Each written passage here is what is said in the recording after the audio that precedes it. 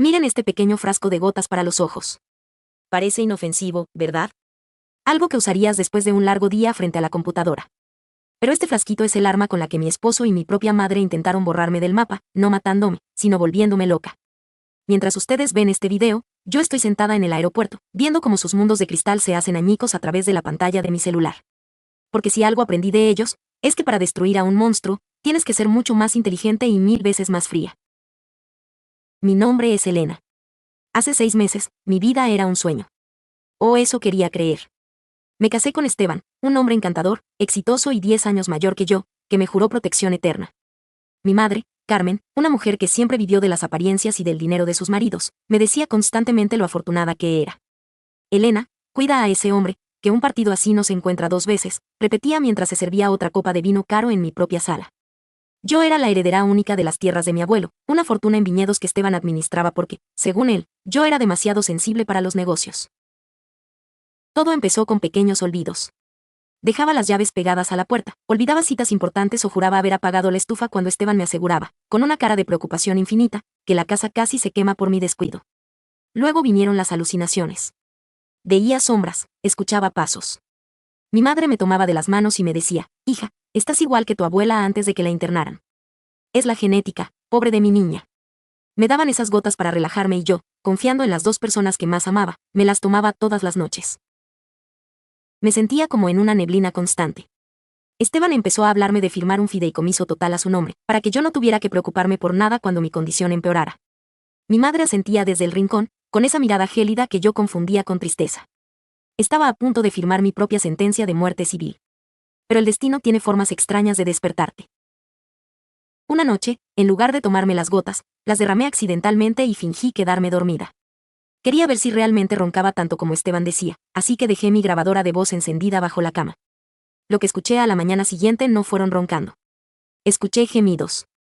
Escuché el crujir de las sábanas en la habitación de invitados, la que usaba mi madre cuando se quedaba a cuidarme. Y luego, escuché sus voces. ¿Cuánto falta para que firme, Esteban?, preguntó mi madre, con una voz que no tenía ni rastro de la piedad que me mostraba de día. Falta una semana, Carmen. Las dosis de escopolamina en las gotas están haciendo efecto. Ya ni siquiera sabe qué día es. En cuanto firme, la internamos en la clínica de reposo de tu primo y los viñedos serán nuestros. Podremos irnos a vivir a la costa sin que nadie nos moleste.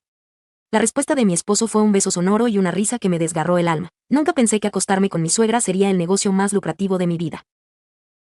Sentí que el corazón se me salía por la boca. El aire me faltaba, pero esta vez no era por las gotas, era por la rabia pura que me recorría las venas. Mi esposo y mi madre eran amantes. Estaban drogándome para robarme la herencia de mi abuelo y encerrarme en un manicomio el resto de mi vida. Me quedé quieta, mirando al techo, dándome cuenta de que estaba sola en el mundo, rodeada de hienas que comían en mi mesa. No grité. No bajé a enfrentarlos. Sabía que si lo hacía, ellos usarían mi estado mental para llamar a la policía y acelerar mi encierro. Tenía que jugar su juego. Durante la siguiente semana, fingí estar más ida que nunca. Me dejaba caer la comida, hablaba sola, y cuando Esteban me ponía los papeles delante, yo simplemente sonreía como una idiota y decía que me sentía cansada. Pero por debajo, estaba moviendo mis fichas. Contacté al antiguo abogado de mi abuelo, un hombre que siempre desconfió de Esteban. Con su ayuda y con la grabación de esa noche, trazamos un plan. No solo iba a recuperar mi dinero, iba a verlo suplicar. El día de la firma del fideicomiso, invité a mi madre y a Esteban a una celebración familiar previa. Preparé una cena maravillosa. Ellos estaban radiantes, creyendo que ese era el día en que finalmente se harían dueños de todo. Hija, estamos tan orgullosos de que tomes esta decisión por tu salud, dijo mi madre, fingiendo una lágrima mientras brindaba con su copa de cristal. Sí, Elena, ahora podrás descansar por fin, añadió Esteban, apretando mi mano con una hipocresía que me daba náuseas. Tienes razón, Esteban, le dije, mirándolo fijamente a los ojos por primera vez en semanas. Voy a descansar. Pero antes, quiero que vean este video. Es un pequeño homenaje a nuestra familia. Encendí la televisión del comedor. No aparecieron fotos de mi infancia. Apareció la grabación de seguridad que yo misma había instalado en la habitación de invitados 3 días antes, cuando ellos creían que yo estaba en una de mis crisis. La imagen era nítida. Ellos dos, en mi propia casa, burlándose de mí mientras planeaban mi encierro entre besos. El silencio en el comedor fue tan violento que dolió. Esteban se puso lívido, soltando la copa que se hizo añicos en el suelo. Mi madre intentó hablar, pero solo le salió un graznido ahogado. No se preocupen por los papeles del fideicomiso, continué, sacando una carpeta de mi bolso. Lo que firmaron esta mañana, pensando que eran las autorizaciones médicas, eran en realidad las confesiones de fraude y malversación de fondos que mi abogado redactó. También hay una cláusula donde ustedes, por voluntad propia, renuncian a cualquier beneficio de la herencia de mi abuelo a cambio de que yo no presente los cargos por intento de homicidio por envenenamiento. Esteban saltó de la silla, intentando agarrarme del cuello. Estás loca, nadie te va a creer. Pero en ese momento, la puerta se abrió y entró mi abogado con 2 oficiales de policía. No hace falta que nos crea ella, señor Esteban, dijo el abogado.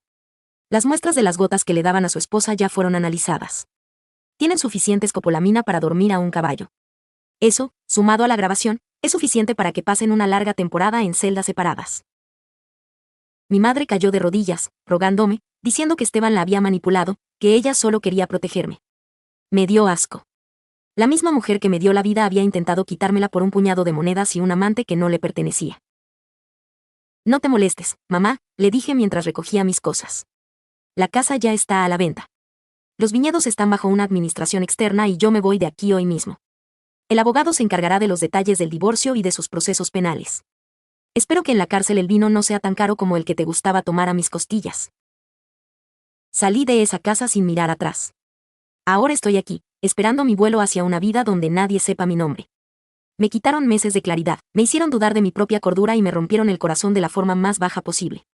Pero se olvidaron de algo, yo soy la nieta del hombre que levantó ese imperio de la nada. Tengo su sangre, no la de mi madre. Y esa sangre no se rinde, se venga. A veces, la familia no es un refugio, es un campo de batalla. Y si tienes que quemar el puente para salvarte del incendio, hazlo sin dudar. Porque al final del día, es mejor estar sola en un aeropuerto que acompañada en una tumba que otros cavaron para ti. Disfruten el espectáculo, porque esta es la última vez que sabrán de mí. El frasquito de gotas está vacío, pero mi futuro, por primera vez, está completamente despejado.